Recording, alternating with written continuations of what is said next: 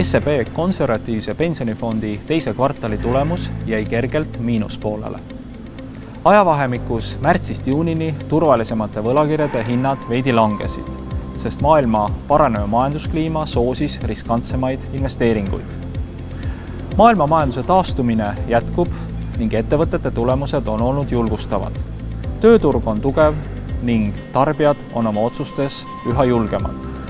Ehkki Eestis on märgata palgasurvet, siis arenenud maailmas laiemalt on nii palgad kui hinnad püsinud suhteliselt stabiilsed.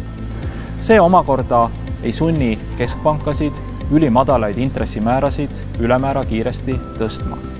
SEB konservatiivse pensionifondi teise kvartali tulemust mõjutas enim Saksamaa valitsusvõlakirjade hinnalangus.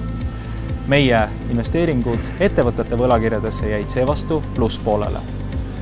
Kvartali jooksul vähendasime veidi ettevõtete võlakirjade osakaalu ning suurendasime valitsusvõlakirjade osa. Ettevõtete võlakirjade rekordmadalad riskipreemiad vähendavad meie hinnangul nende atraktiivsust. Võlakirjafondide väljavaated on praeguses olukorras endiselt tagasihoidlikud, kuid anname endast parima teie vara säilitamiseks ja kasvatamiseks.